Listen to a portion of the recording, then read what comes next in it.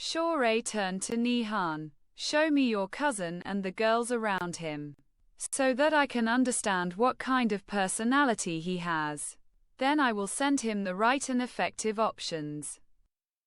We should be a little more careful about hacking, because some girls and boys have been exposed and arrested. Even now, with the commitment, they have nothing to do with them. Of course, my girls and boys and I, unofficially and non-publicly, we participate in some infiltration of groups. Sometimes we have identified corrupt and infiltrating police forces. They were useless to us. We didn't expose them, they were just playing around. We saw their colleagues above their heads. Sure, whenever you want. Milad said. Okay. The foundation has been laid. We will move forward step by step. Mariam said. Now will you give us some of that lemonade too? After a while, Shahre got up and said, I was happy to see you two again and meet نیهان. I have to go now. Handsome boy, you wanted to come see me. Bring Mariam too. And he smiled at Mariam. Her color drained. He shook hands with everyone and left the shop. Mariam said. She looks so different. Simple and ordinary. Milad. That's her workplace. She looks like a different person outside. She says she's safer. She's both morally clean and comfortable with many men. نیهان. She seems like a strong and dignified woman. Although I can tell from her job what she does. Why did she go this way? Get to know her a little and be friendly with her. You can ask her. Maybe she'll tell you herself. But she obviously likes you. Some time after Shahre left, Mariam and نیهان also got ready to leave. As they were leaving, Ayuri accompanied them to the exit. The next day, a black BMW with tinted windows stopped in front of the house. Mariam answered with the sound of the bell. She heard Shahre's voice asking her to call نیهان so they could go together. She said okay and called نیهان. As she was leaving, Mariam said, Be careful.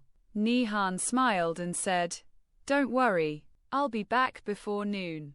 And she went out the door. Mariam saw them off through the window. Shahre waved to her, which she answered back. When they got into the car, Shahre started walking.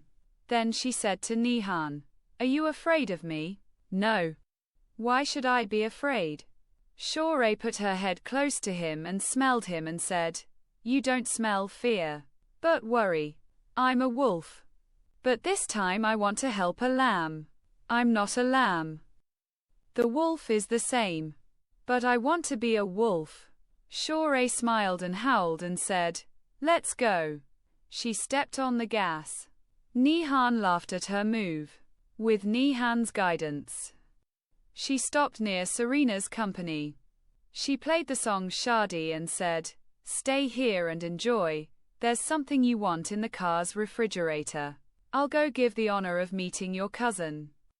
نیهان said, Okay, thank you. Shahre entered the hall. Popak stood up unconsciously upon seeing her. Shahre's long, grey eyes had hypnotized him. She came closer to him and said, Is this Mr. Erfanie's company?